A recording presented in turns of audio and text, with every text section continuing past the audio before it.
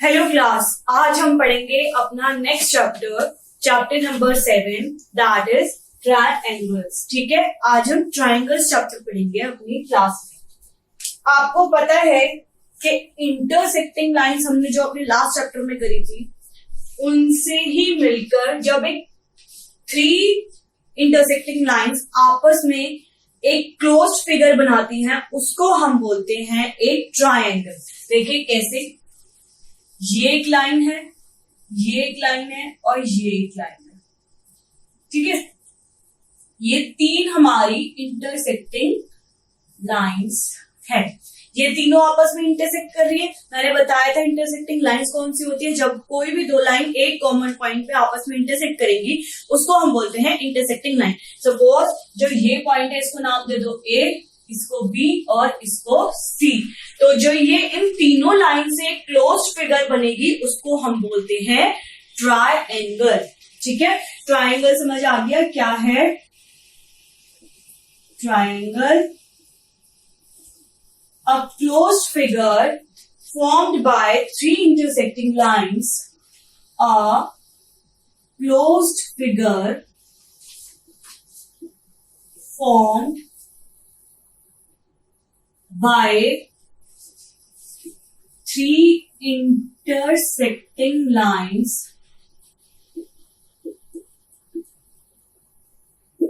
are called triangle. पहले खाली triangle लिख लेते हैं, ट्रायंगल। ठीक है, अब इसको ट्रायंगल ही क्यों बोलते हैं? क्योंकि ट्राई मीन्स 3। ट्राई का मतलब होता है 3, और इसके अंदर 3 एंगल, 3 वर्टेक्स और 3 लाइन सेगमेंट होती हैं, इसीलिए हम इसको एक ट्रायंगल बोलते हैं। यहां पे लिख लो, it has 3 angles, 3 sides, 3 side है। ठीक है, 3 angles and 3 vertices, और 3 इसके वर्टिसेस हैं। अब साइड्स देख लो कौन कौन सी हैं। जो साइड्स है वो है AB, BC and CA। 3 sides कौन सी हैं हमारी? AB, BC और CA। अब आते हैं हमारे 3 एंगल। 3 एंगल कौन से हैं? एंगल A, एंगल B और एंगल C। ठीक है, नेक्स्ट आता है हमारा वर्टिसेस। वर्टेक्स कौन कौन से हैं? 3। हमने अपने लास्ट चैप्टर में पढ़ा था, लास्ट चैप्टर में के एंगल को हम कैसे डिफाइन करते हैं। लाइंस एंड एंगल्स में डिफाइन किया था कि 2 आर्म्स या 2 रोज से मिलकर एक एंगल बनता है, इसको तो हम बोलते हैं आर्म्स, और जो ये पॉइंट होता है इसको हम बोलते हैं वर्टेक्स। ये हमने पढ़ा था अपने लास्ट चैप्टर में। ठीक है, तो यहाँ पे वर्टेक्स कौन कौन सी होंगी? अब देखो, ये वाली आर्म और ये वाली आर्म एक कॉमन पॉइंट पे है, तो और ये वाली और ये वाली, ये दोनों मिलकर एक एंगल बना रही है। ठीक है, तो यहाँ पे वर्टेक्स कौन सा हो गया? A, B and C। ये 3 हमारे वर्टेक्स हैं इस ट्राइंगल ABC के। और इसको हम डिनोट कैसे करते हैं? We denoted by symbol this. इसको हम इस तरीके से डिनोट करते हैं। ट्राइंगल समझ आ गया? कोई भी एक क्लोज फिगर जो 3 इंटरसेक्टिंग लाइन से मिलकर बनती है, उसको हम बोलते हैं ट्रायंगल। ठीक है, इसके अंदर 3 साइड्स, 3 वर्टेक्स और 3 ही एंगल्स होते हैं, और इसको हम इस सिंबल से डिनोट करते हैं। ठीक है, यहां तक सबको क्लियर हो गया कि एक ट्रायंगल है क्या? अब हम इस चैप्टर के अंदर जो बात करेंगे वो सारी हम करेंगे कॉन्ग्रुएंसी ऑफ ट्रायंगल्स, कुछ ट्रायंगल की प्रॉपर्टीज, कुछ इसकी इनइक्वालिटीज, इन सब के बारे में हम बात करेंगे। इससे पहले आप लोगों ने कुछ टाइप्स ऑफ ट्रायंगल्स भी पढ़े होंगे अपने 6th-7th क्लास में। क्या कोई बता सकते हैं कि कौन से टाइप के हमने पढ़े थे? देख लेते हैं कौन कौन से टाइप के ट्रायंगल्स होते हैं। देखिए, ऑफ ट्राइंगल्स। कौन कौन से होते हैं? पहला है स्केलन। स्केलन कौन सा होगा? जिसकी तीनों साइड अनइक्वल होती हैं। ए बी सी, ये ए है, ये बी है, ये सी है, ये तीनों आपस में इक्वल नहीं होती, उसको हम बोलते हैं स्केलन। उसके बाद आता है हमारा आइसोस्केलस। Isosceles triangle. आइसोस्केलस कौन से होते हैं? जिनकी दो साइड्स इक्वल होती हैं। पी क्यू आर एक ट्राइंगल है, इसके अंदर ए और ये बी, ये होते हैं हमारे आइसोस्केलस। थर्ड होता है इक्विलेटरल। इक्विलेटर कौन कौन से होते हैं? जिनकी तीनों साइड्स इक्वल होती हैं। सपोज ये हमारा है NO कोई ट्राइंगल है, ये भी ए होगी, ये भी ए और ये भी ए, ठीक है, ये होता है हमारा इक्विलेटरल। उसके बाद आता है हमारा RHS right angle triangle, RHS, ठीक है। राइट एंगल ट्राइंगल कौन सा होता है? जिसके अंदर एक एंगल जो है वो 90 डिग्री होता है, उसको हम बोलते हैं राइट एंगल्ड ट्राइंगल। समझ आ गया? टाइप ऑफ ट्राइंगल कौन से हैं? स्केलन तीनों साइड्स अलग होती हैं, आइसोस्केलस दो साइड्स इक्वल होती हैं, इक्विलेटरल तीनों साइड्स इक्वल होती हैं, RHS जिसके अंदर एक एंगल 90 डिग्री का होता है। इसको हम इस तरीके से भी बना देते हैं क्योंकि ये फिर इसके ऊपर परपेंडिकुलर हो जाता है। यहाँ पे P, यहाँ Q, यहाँ R, ठीक है। ये होता है हमारा RHS राइट हैंड साइड वाला ट्राइंगल, राइट एंगल ट्राइंगल बोलते हैं इसको हम। अब बात करते हैं हम कॉन्ग्रुएंसी की। पहली बात तो ये कॉन्ग्रुएंसी होती क्या है? सिमिलर वर्ड पता है? सिमिलर कब बोलोगे? जब कोई भी दो चीज आपस में इक्वल होती हैं, उसको हम बोलते हैं सिमिलर, ठीक है। अब सपोज एक ATM कार्ड आप ले लो, एक ही ब्रांच का, एक ही बैंक का। पहला है कॉन्ग्रुएंस ऑफ अ ट्राइंगल, ये है हमारा next topic, congruence of a triangle. अब कॉन्ग्रुएंस वर्ड क्या है? सपोज मैंने एग्जांपल दिया, किसी भी एक बैंक का दो ATM कार्ड ले लो। सपोज मैंने SBI के ATM कार्ड ले लिया, ठीक है, ये दो ATM कार्ड है, ATM कार्ड्स। अब ये हर रिस्पेक्ट में इक्वल होंगे। पिन की बात मत करना, पिन सबके अलग होते हैं, but in respect to shape, size and view ये सब में इक्वल होते हैं। इसी को हम बोलते हैं सिमिलर ऑब्जेक्ट्स या फिर कॉन्ग्रुएंसी। कोई और एग्जांपल अगर हम ले तो photographs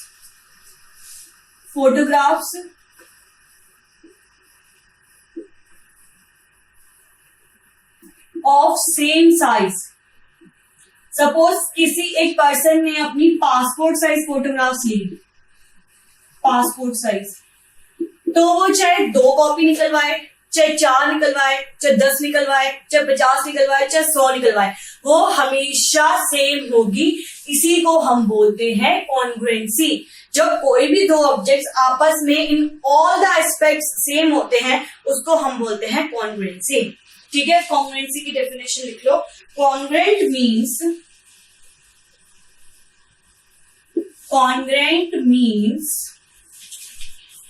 equal in all aspects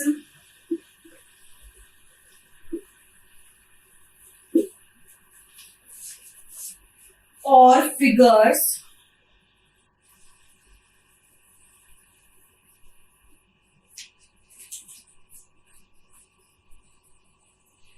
whose shapes and size are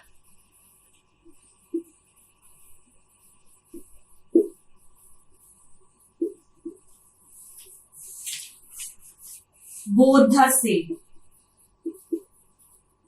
यही मैंने बताया था। कॉन्ग्रुएंट क्या होंगे इन ऑल रिस्पेक्ट या रिस्पेक्ट कुछ भी लिख लो। रिस्पेक्ट में जिनकी फिगर शेप और साइज में सेम होगी उसी को हम बोलते हैं कॉन्ग्रुएंट। दैट मीन्स ये दोनों क्या हो गए, आपस में कॉन्ग्रुएंट हो गए। ये तो हमने कुछ बेसिक एग्जांपल्स उठाए थे अपनी डेली लाइफ पे। अब हम बात करते हैं ट्राइंगल पे कि एक ट्राइंगल कैसे कॉन्ग्रुएंट होगा। मैं आपको एग्जांपल देती हूँ, आप बताना कि कॉन्ग्रुएंट है या नहीं है। और जो फिगर्स होती हैं उनको हम बोलते हैं, they are called congruent figures. Congruent figures, इनको हम बोलते हैं कॉन्ग्रुएंट फिगर्स। ठीक है। अगर आप दो सर्कल्स को ड्रॉ करो with the same radius and same centre, तो ये दोनों आपस में कॉन्ग्रुएंट हो गए। सपोज मैंने इसका सेंटर ले लिया O और इसका ले लिया P, ठीक है, और इसका रेडियस है 1 सेंटीमीटर और इसका भी है 1 सेंटीमीटर, तो ये दोनों आपस में कॉन्ग्रुएंट होंगे और सिमिलर होंगे क्योंकि रेडियस और सेंटर दोनों का सेम है। ठीक है। अब हम देखते हैं ऑन द ट्राइंगल, क्योंकि हमें तो ट्राइंगल की बात करनी है कि ट्राइंगल कॉन्ग्रुएंट कैसे होती है। चलिए मैं आपको कुछ ट्राइंगल्स देती हूँ बना के, और उसमें फिर हम चेक करेंगे कि कौन से आपस में कॉन्ग्रुएंट है कौन से नहीं है। सपोज पहला मैंने बनाया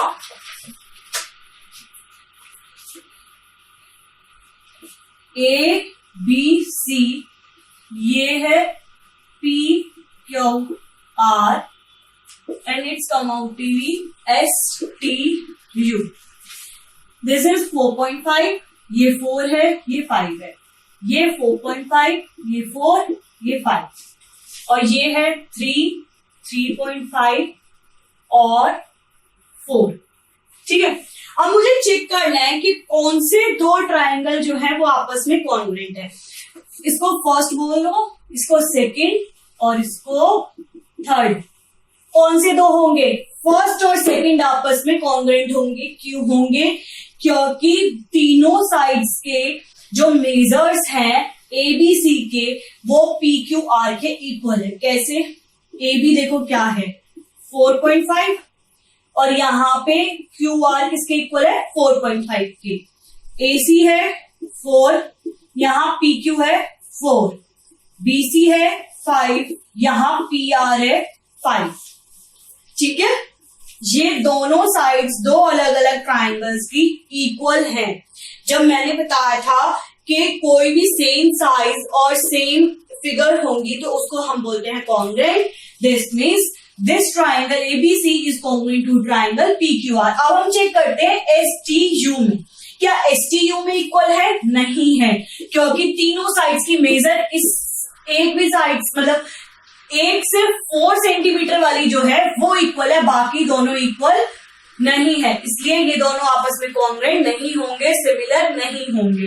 अगर अब हमें कॉन्ग्रुएंसी का साइन डिनोट करना हो कि हम लिखेंगे कैसे, तो डिनोटेड बाय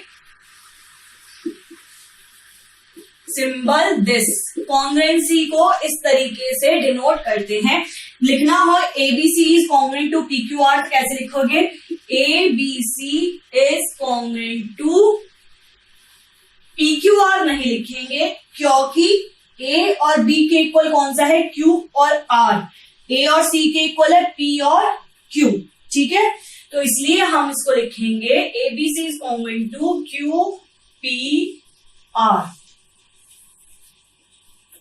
समझ आ रही है बात? अब मैंने ये ऐसे क्यों नहीं लिखा, यहाँ पे ट्राइंगल का सिंबल बना लेना, क्योंकि हम बात कर रहे हैं ट्राइंगल का। अब मैंने इसको PQR क्यों नहीं लिखा? PQR इसलिए नहीं लिखा, अगर मैं PQR को कॉन्ग्रुएंट बनाती हूं तो AB किसके इक्वल आएगा? AB आएगा इक्वल, सॉरी ये P यहां आएगा, QR P आएगा इसका। ठीक है, AB किसके इक्वल आना चाहिए? AB तो फिर इसके अकॉर्डिंग तो इक्वल आना चाहिए P और Q के, बट इक्वल है किसके? इक्वल है QR के। इसलिए मैंने इस ट्राइंगल को नाम दिया है QRP, PQR नहीं दिया। PQR अगर मैं नाम दूंगी तो ये गलत हो जाएगा। ठीक है, समझ आ गई कि किसी भी ट्राइंगल का जो आप जो लिखते हो वो किस तरीके से लिख सकते हो। ये फॉर्म गलत है, ये फॉर्म सही है। हमेशा ध्यान रखना कि जो साइड आपस में कोरस्पॉन्ड कर रही हैं वही साइड एक साथ लिखी जाती हैं, और सेम इसी तरह एंगल्स भी ऐसे ही लिखे जाएंगे। अगर आपने ट्राइंगल्स को गलत लिख दिया तो वो आपका क्वेश्चन गलत हो जाएगा। ठीक है, नेक्स्ट हम देखते हैं क्या है हमारा नेक्स्ट टॉपिक। इसके ऊपर कुछ थ्योरम्स हैं, वो भी हम कवर करेंगे। ठीक है, और कॉन्ग्रुएंसी की कुछ कंडीशंस भी होती हैं, कुछ क्राइटेरिया है जिस तरीके से आप कॉन्ग्रुएंसी को प्रूव कर सकते हो।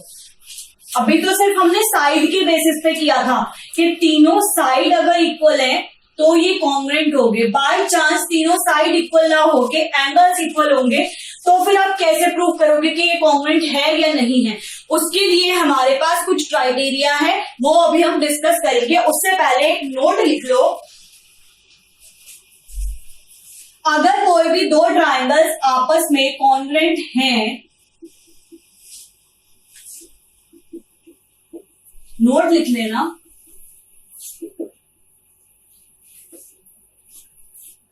In congruent triangles,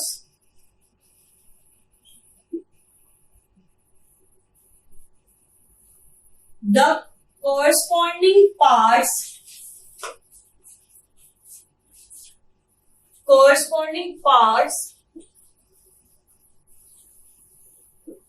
of correspond are equal.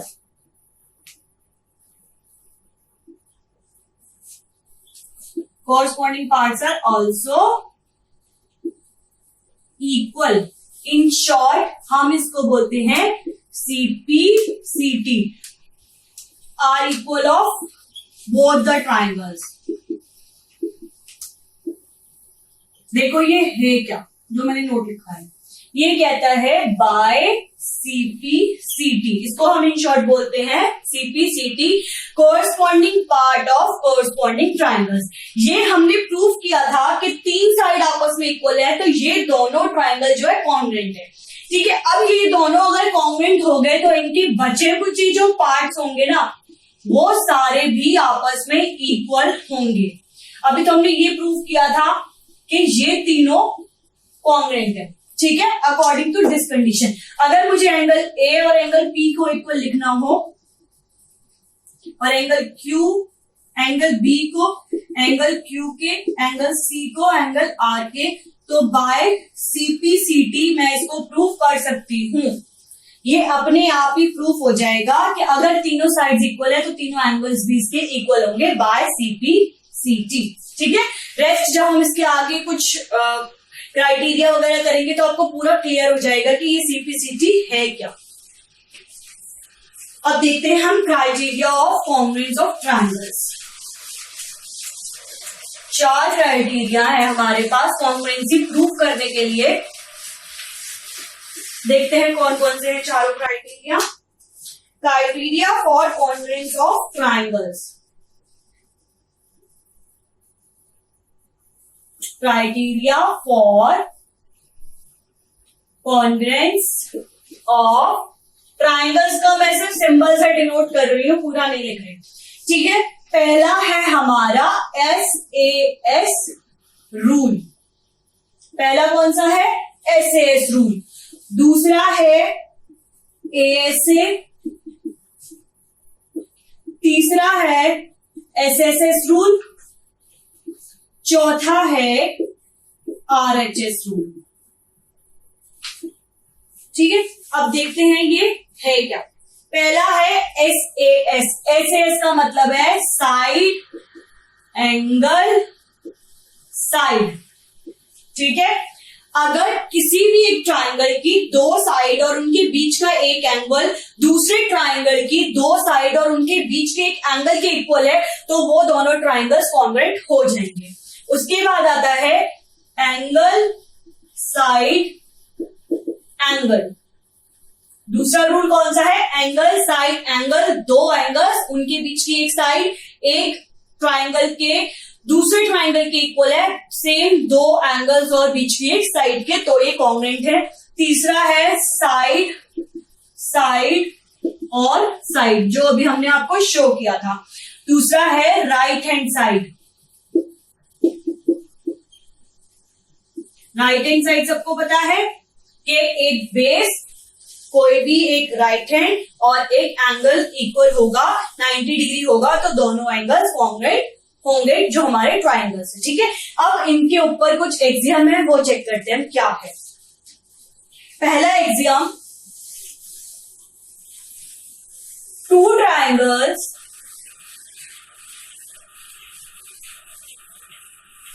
Axiom 1 देखते हैं क्या है।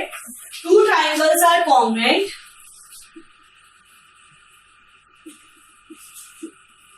two triangles are congruent if two sides and the included angle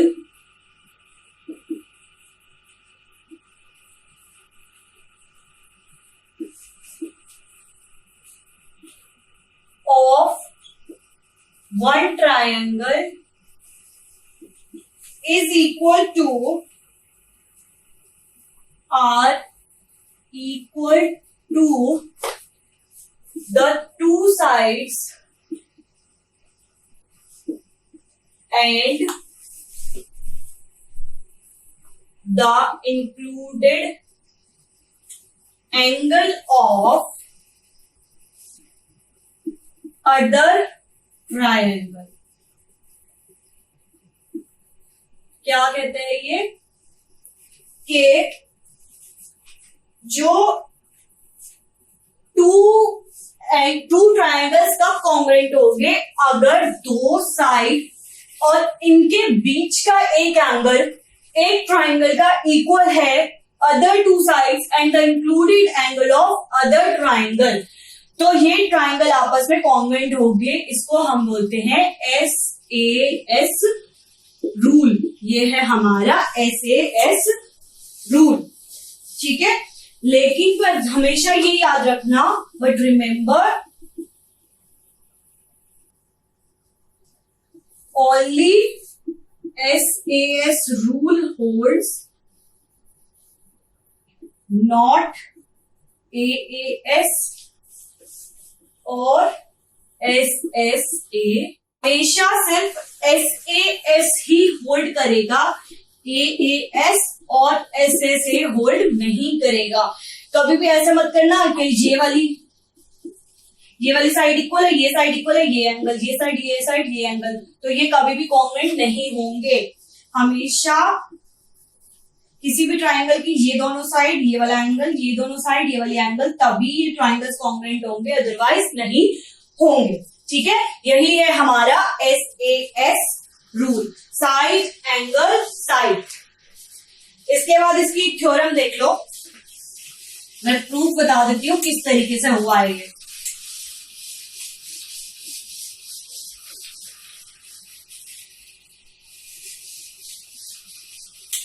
theorem है, two triangles are congruent if two angles. Theorem first, two triangles are congruent if two angles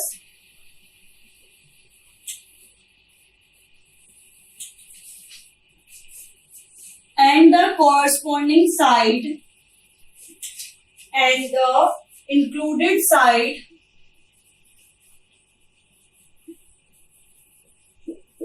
of one triangle is equal to two angles and included side of other triangle। ठीक है, ये आपको prove करना है कि किसी भी दो ट्राइंगल कब कॉन्ग्रुएंट होंगे, जब उसके दो एंगल और एक साइड एक ट्राइंगल के इक्वल होगा दूसरे ट्राइंगल की अदर एंगल्स और साइड। ठीक है, देखते हैं। गिवन हमें है 2 ट्राइंगल्स हमें गिवन है। ठीक है,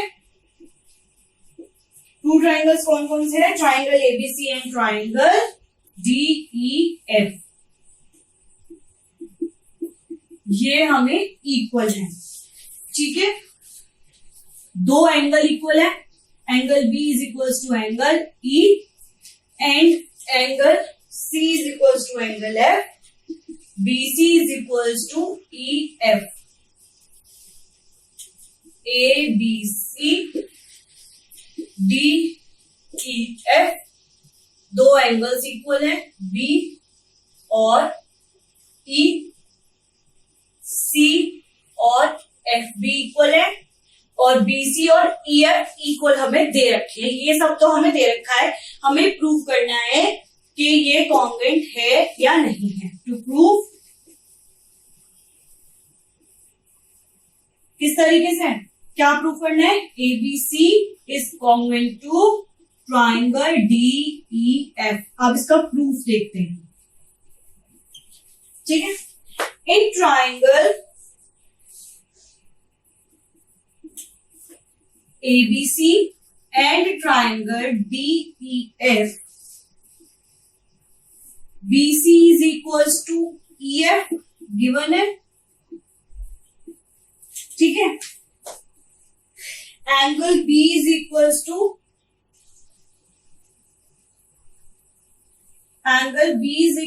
एंगल CE, ये भी हमें गिवन है।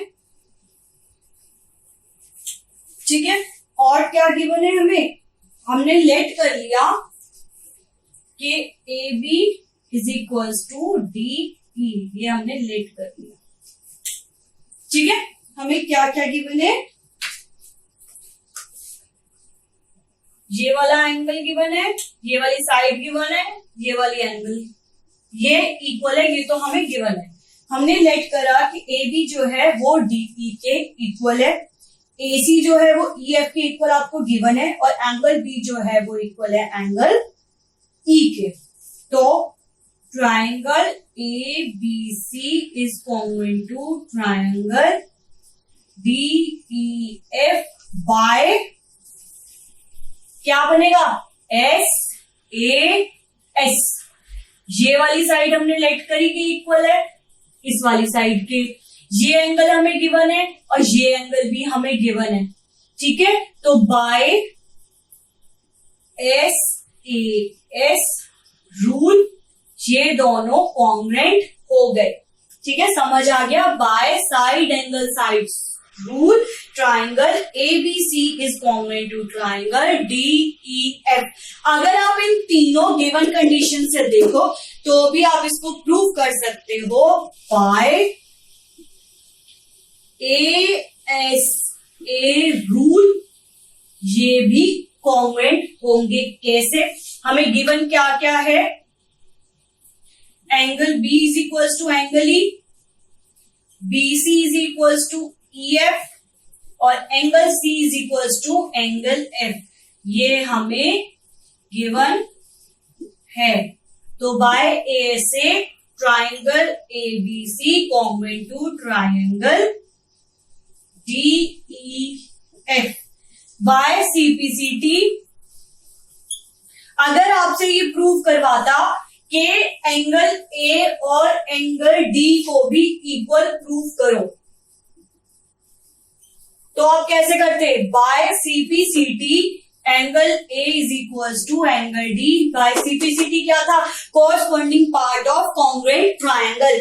जब ये दोनों ट्राइंगल आपस में कॉन्ग्रुएंट हो गए तो जो इनके बचे कुचे पार्ट है, कॉरस्पॉन्डिंग पार्ट है, वो भी आपस में इक्वल होंगे। यही होता है हमारा CPCT। इससे हम किसी भी ट्राइंगल को कॉन्ग्रुएंट प्रूव करके कोई भी पार्ट प्रूव कर सकते हैं, कोई भी पार्ट इक्वल कर सकते हैं। ठीक है, समझ आ गया कि CPCT और ASA SSA इन सबको आप प्रूफ कैसे करोगे। ठीक है, नेक्स्ट देखते हैं। अब नेक्स्ट क्या है?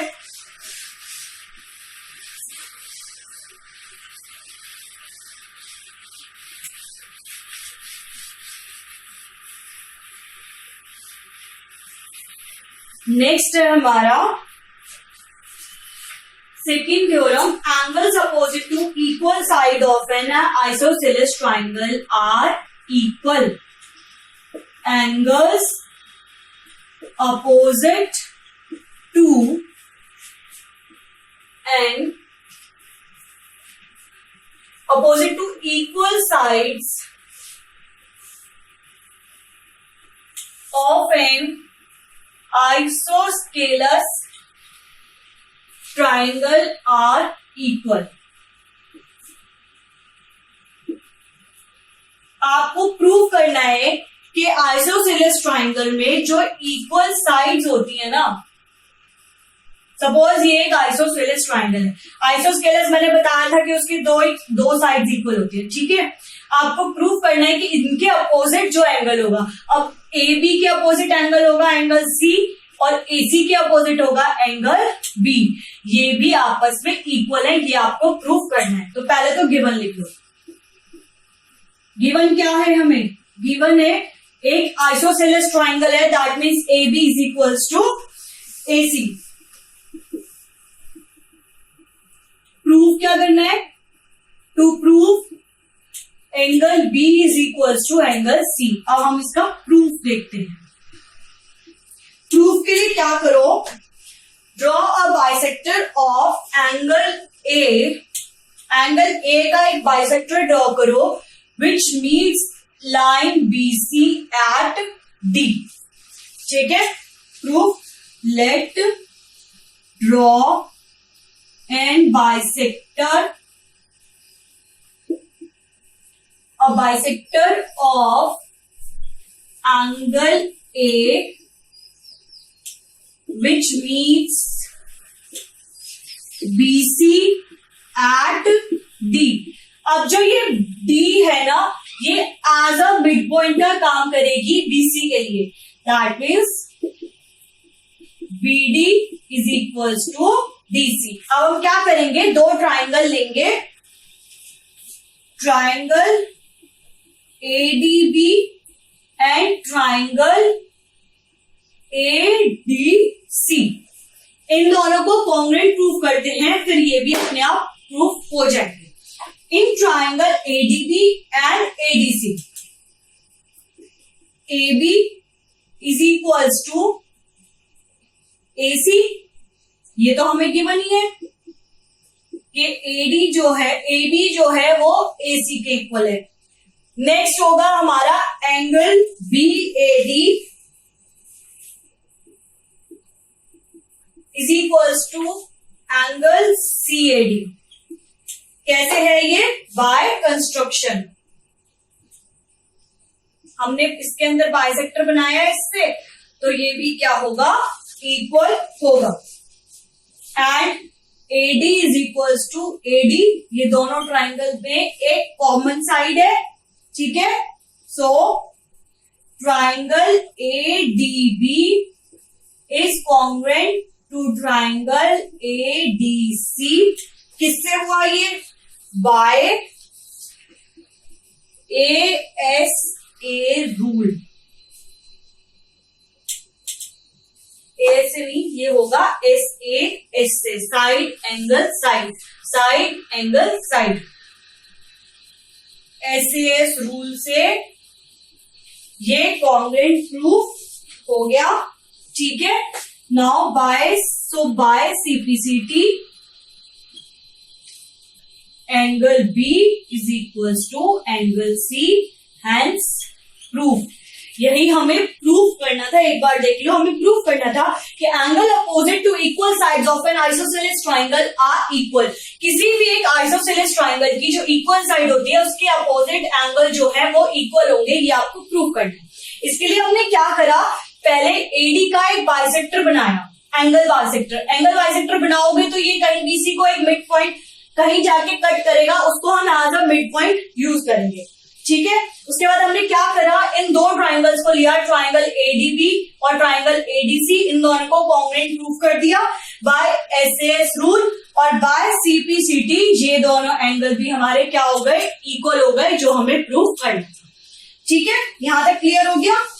ये किसी भी तरीके से आप किसी भी रूल को प्रूफ यूज करके किन्हीं भी दो ट्राइंगल्स को कॉन्ग्रुएंट प्रूफ कर सकते हो और उन्हीं को यूज करके ट्राइंगल्स के किसी भी पार्ट को आप प्रूफ कर दोगे। ठीक है, इसके बाद है हमारा नेक्स्ट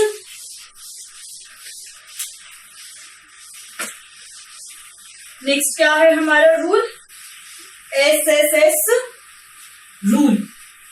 उसका मैं प्रूफ नहीं करा रही है सच, वो आप एज इट इज इसी की तरह प्रूफ होंगे सारे ही, बस उसके अंदर तीनों साइड ही यूज होंगी, वो बस आप लिख लो। जो अभी हमने थ्योरम करी थी इसका कन्वर्स भी ट्रू होगा। कन्वर्स क्या होगा कि आपको एक ट्राइंगल दे रखा है, उसके दो एंगल इक्वल है, आपको प्रूफ करना है कि जो इसके अपोजिट साइड होगी वो भी इक्वल होगी। तो ऐसे ही करना, पहले इसका कंस्ट्रक्शन कर लेना, फिर ये वाले दोनों ट्राइंगल्स ले लेना और बाय ASA रूल ये दोनों ट्राइंगल कॉन्ग्रुएंट हो जाएंगे, बाय CT से ये भी इक्वल हो जाएगा, AB is equal to AC हो जाएगा। कन्वर्स आप लोग अपने आप ट्राई करना, अपनी लास्ट थ्योरम का जो मैंने पहले बताई थी। अब हम देखते हैं अपना SSS rule. Triple S rule क्या कहते हैं?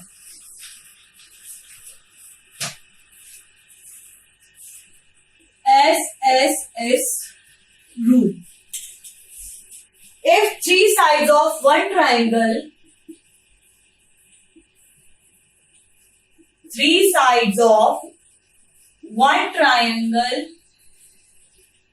is equal to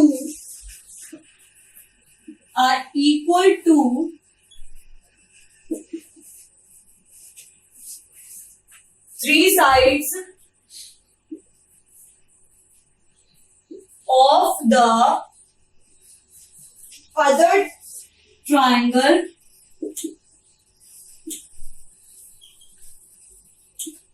then they are congruent.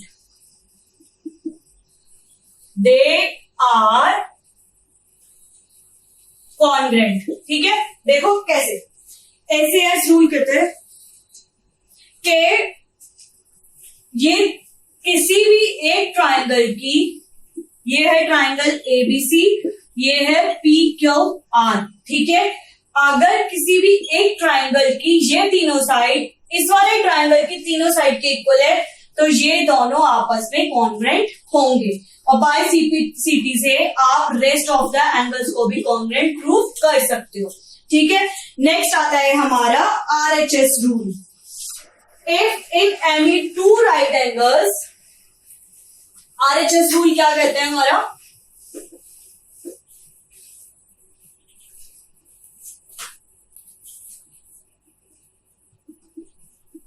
RHS rule, congruence rule लिख लेना, कभी कंफ्यूज हो जाओ फिर।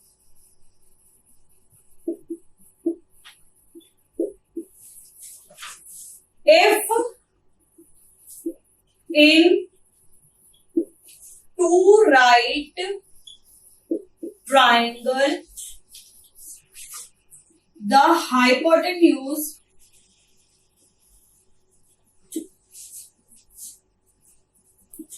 and one side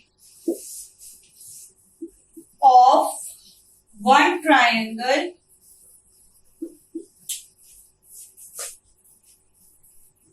are equal to the hypotenuse and one side of the other triangle, then they are said to be congruent. क्या कहता है कि अगर किसी भी एक राइट ट्रायंगल की एक हाइपोटेन्यूज, एक साइड इक्वल है दूसरे राइट एंगल ट्रायंगल की एक हाइपोटेन्यूज और एक साइड के, तो ये दोनों कॉन्ग्रुएंट होंगे। कैसे? A B C Q P Q R. ठीक है, हमारे पास ट्राइंगल कौन कौन से हैं, ए बी सी और पी क्यू आर। ये कह रहे हैं कि एक तो हमारे पास हाइपोटेन्यूज इक्वल है दोनों की, एक ये वाली साइड दोनों की इक्वल है, और हमें पता है कि राइट एंगल में एक एंगल जो होता है सारे ही राइट एंगल का वो इक्वल होता है। हमने अपने फिफ्थ चैप्टर सिक्स चैप्टर में ये हमने पढ़ा है। ठीक है, कि जितने भी राइट एंगल ट्राइंगल होंगे उनका जो 90 डिग्री वाले एंगल्स जो होते हैं वो इक्वल होते हैं। तो एक तो ये वाला एंगल, ये वाली दोनों साइड, इस वाले एंगल और इन दोनों साइड्स के इक्वल होंगे, तो ट्राइंगल एबीसी कॉन्ग्रुएंट हो जाएगा ट्राइंगल पीक्यूआर के। इसी तरह अगर आपको कोई भी क्वेश्चन दे दे तो आप उसमें रूल चेक कर लेना कि कौन सा रूल लग रहा है, उसके बाद आप अपने पूरे क्वेश्चन को सॉल्व कर सकते हो। और अगर किसी का मेजरमेंट पूछा हो कि इसका मेजरमेंट क्या होगा, ये इसको कैसे फाइंड आउट करोगे, या कोई और भी अपोजिट एंगल और साइड को प्रूव कराना हो, तो बाय सीपीसीटी से आप उसको इक्वल कर सकते हो। अभी तक तो ये बात हो गई सिमिलैरिटीज की कि दो ट्राइंगल्स के अंदर क्या क्या सिमिलैरिटीज थी और किस तरीके से आप उनको कॉन्ग्रुएंट प्रूव कर सकते हो। अब हम बात करते हैं अपनी इनइक्वालिटीज की, इनइक्वालिटीज ऑफ अ ट्राइंगल। क्या इक्वल तो हमने कर दिया, अब इनके अंदर इनइक्वालिटीज क्या क्या हैं, कैसे ये अनइक्वल भी हो सकते हैं। आइए देखते हैं कि किस तरीके से ये अनइक्वल भी होंगे। Inequalities in a triangle.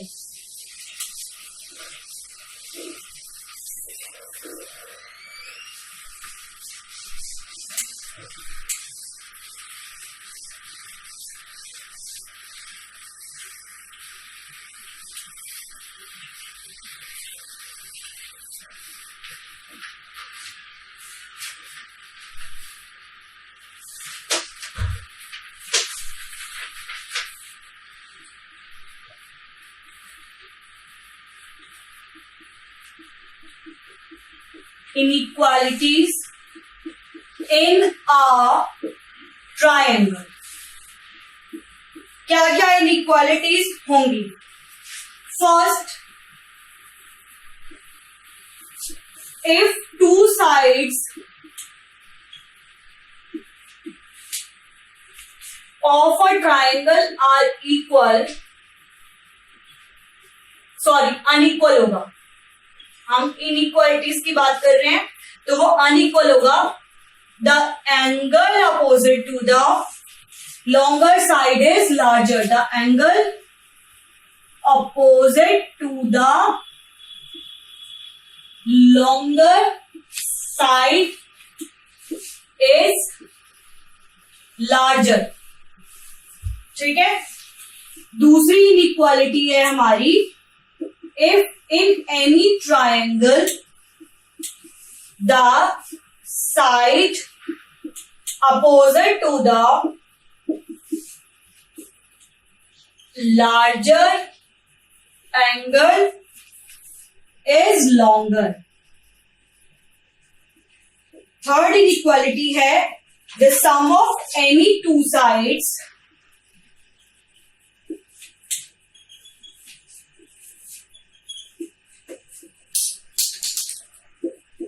of a triangle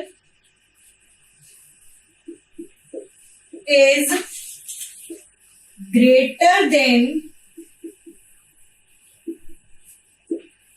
third side।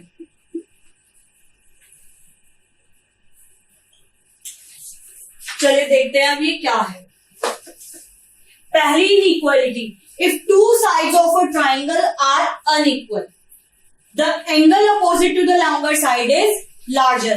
वो कह रहे हैं कि अगर किसी भी ट्राइंगल की दो साइड्स अनइक्वल है तो जो अपोजिट साइड के एंगल होगा लॉन्गर साइड के वो बड़ा होगा। सपोज ये ले लिया मैंने ट्राइंगल, और ये साइड जो है हमारी अनइक्वल है, ये इक्वल नहीं है, तो जो इसके अपोजिट एंगल होगा ये हमारा बड़ा होगा। ठीक है, नेक्स्ट है if any triangle the side opposite to the larger angle is longer, कि बड़ी वाली साइड के अपोजिट बड़े वाले एंगल के अपोजिट जो साइड होगी वो बड़ी होगी, इस तरीके से होगा कुछ, ठीक है। थर्ड इनइक्वालिटी है the sum of any two side of a triangle is greater than the third side. That is, अगर कोई हमें ट्राइंगल दे रखा है ए बी सी, तो A B plus B C is greater than A C, ठीक है। क्या कहती है तीसरी वाली प्रॉपर्टी कि किन्हीं भी दो का सम जो है वो हमेशा तीसरी से ज्यादा होगा। सपोज मैंने इसके डायमेंशन ले लिए 2, 3 और 4, तो 2 + 3 is always greater than 4। Obvious सी बात है, 2 + 3 होता है 5, वो बड़ा होगा 4 से। ऐसे ही 3 + 4 is greater then 2 and 4 + 2 is greater then 3। यही है of a triangle. I hope अब आपको ये ट्राइंगल चैप्टर बहुत अच्छे से क्लियर हो गया होगा। कॉन्ग्रुएंसीज क्या होती हैं? 4 कॉन्ग्रुएंसीज हमने पढ़ी हैं, ASA, SAS, SSS, RHS। इन तीनों से ही हमने अपना पूरा प्रूफ किया है कि किस तरीके से आप किसी भी एक ट्राइंगल को दूसरे ट्राइंगल से कॉन्ग्रुएंट प्रूफ कर सकते हो। अगर 2 ट्राइंगल्स आपस में कॉन्ग्रुएंट हो गए तो बाय CPCT आप उसके किसी भी पार्ट को प्रूफ कर सकते हो। उसके बाद ये कुछ इनइक्वालिटीज है जिनका यूज करके आप अपना पूरा चैप्टर सॉल्व कर सकते हो। अभी आपको सबको क्लियर हो गया होगा। Thank you so much.